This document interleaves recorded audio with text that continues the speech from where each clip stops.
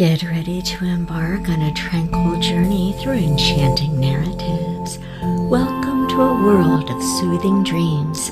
Welcome to Bibig's Bedtime Stories.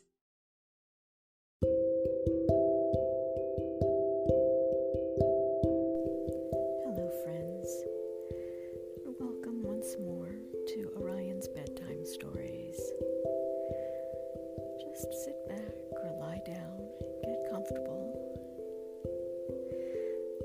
Tonight I'm going to be reading from the Pink Fairy book, a tale known as The Sprig of Rosemary. Once upon a time there lived a man with one daughter, and he made her work hard all the day. One morning, when she had finished everything he had set her to do, he told her to go out into the woods and get some dry leaves and sticks to kindle a fire. The girl went out and soon collected a large bundle, and then she plucked at a sprig of sweet-smelling rosemary for herself.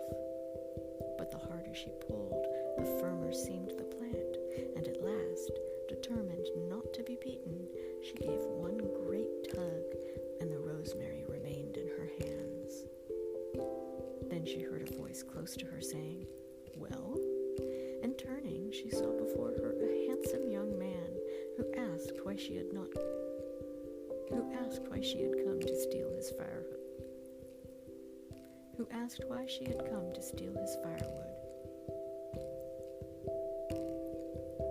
The girl, who felt much confused, only managed to stammer out as an excuse that her father had sent her.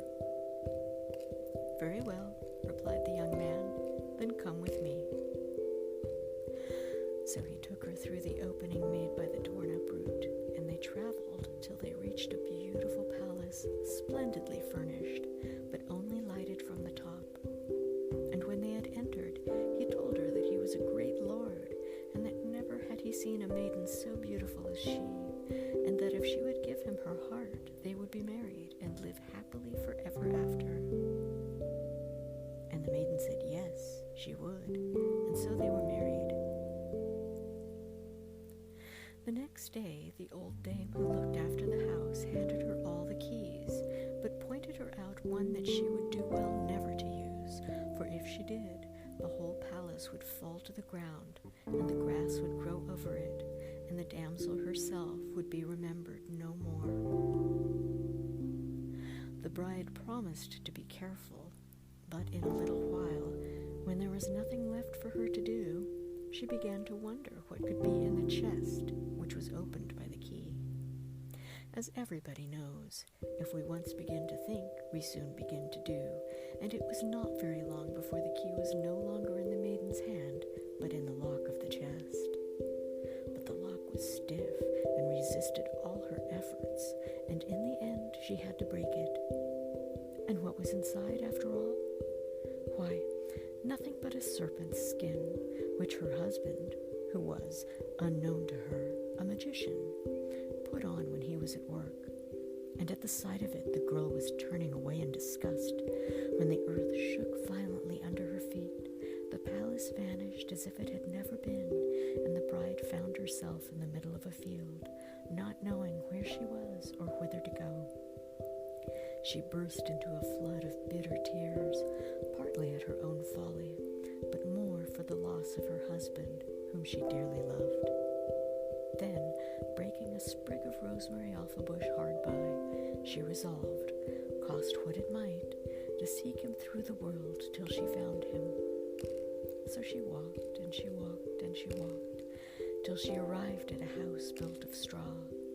And she knocked at the door and asked if they wanted a servant. The mistress said she did, and if the girl was willing, she might stay. But day by day, the poor maiden grew more and more sad, till at last her mistress begged her to say what was the matter. Then she told her story, how she was going through the world, seeking after her husband. And her mistress answered her, "Where he is, none can tell better than the sun, the moon, and the wind, for they go everywhere."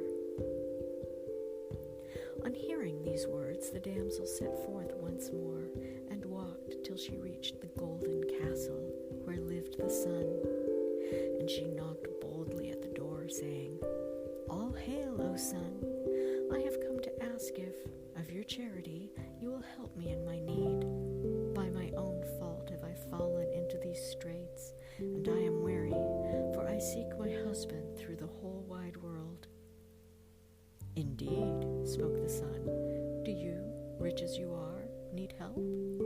But though you live in a palace without windows, the sun enters everywhere, and he knows you." Then the bride told him the whole story, and did not hide her own ill-doing. And the sun listened, and was sorry for her, and though he could not tell her where to go, he gave her a nut, and bid her open it in a time of great distress. The damsel thanked him with all her heart, and departed, and walked, and walked, and walked, till she came to another castle, and knocked at the door, which was opened by an old woman. "All hail," said the girl. "I have come of your charity to ask your help." "It is my mistress, the moon, you seek. I will tell her of your prayer." So the moon came out, and when she saw the maiden, she knew her again, for she had watched her sleeping both in the cottage and in the palace. And she spake to her and said, "Do you, rich as you are, need help?" Then the girl told her the whole story, and the moon listened and was sorry for her. And though she could not tell her where to find her husband, she gave her an almond and told her to crack it when she was in great need. So the damsel thanked her and departed, and walked and walked and walked till she came to another castle, and she knocked at the door and said, "All hail! I have come to ask if, of your charity, you will help me in my need." "It is my lord, the wind, that you want," answered the old woman who opened it. "I will tell him of your prayer." And the wind looked on her and knew her again, for he had seen her in the cottage and in the palace, and he spake to her and said, "Do you, rich as you are, want help?" And she told him the whole story. And the wind listened and was sorry for her, and he gave her a walnut that she was to eat in time of need. But the girl did not go as the wind expected. She was tired and sad and knew not where to turn, so she began to weep bitterly. The wind wept too for company and said, "Don't be frightened.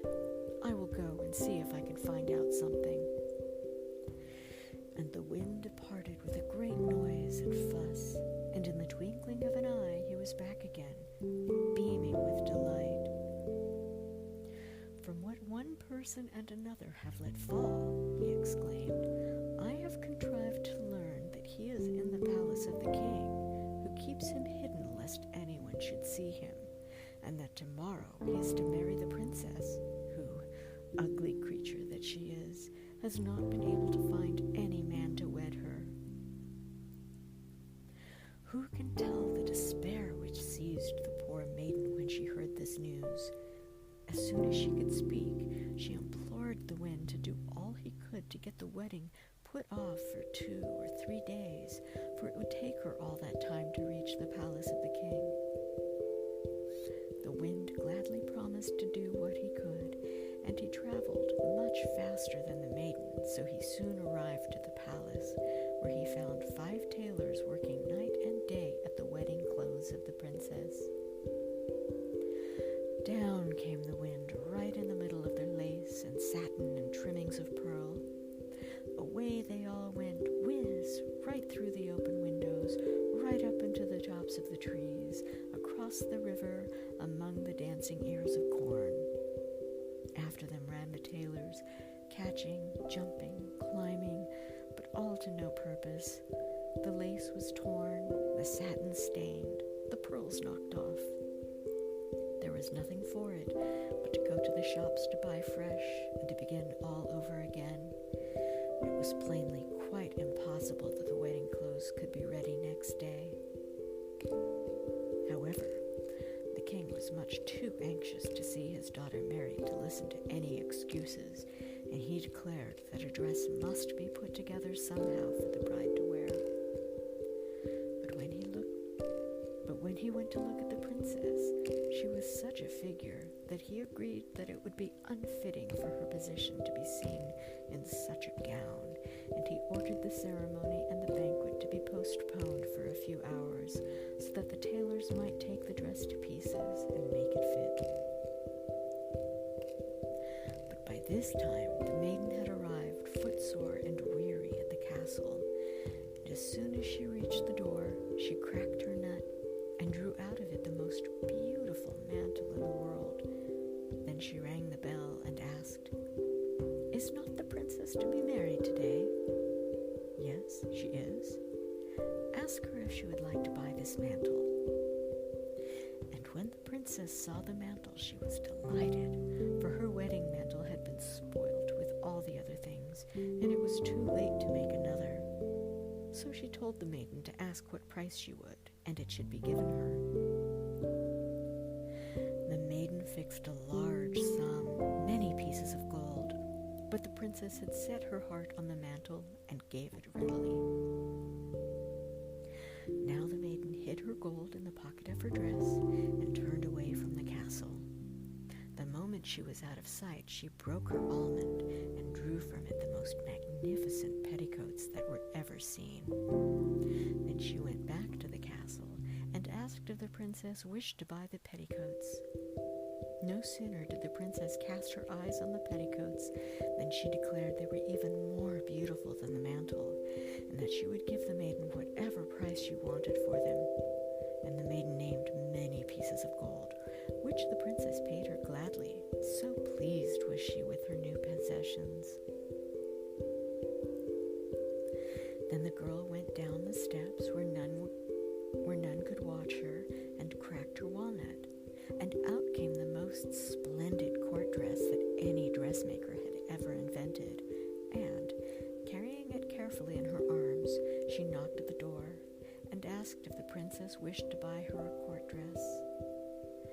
When the message was delivered, the princess sprang to her feet with delight, for she had been thinking that after all, it was not much use to have a lovely mantle and elegant petticoats if she had no dress, and she knew the tailors would never be ready in time.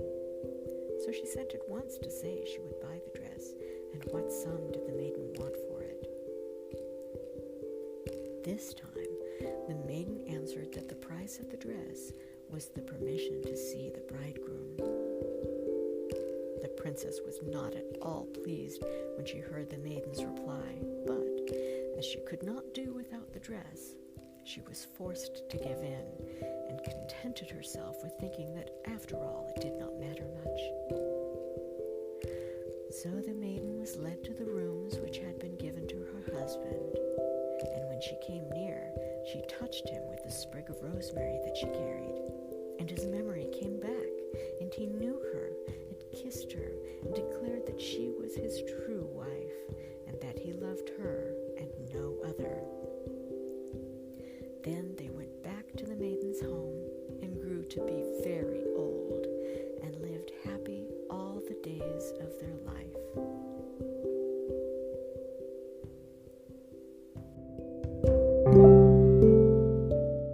Sleep tight, dear listener, as dreams carry you away.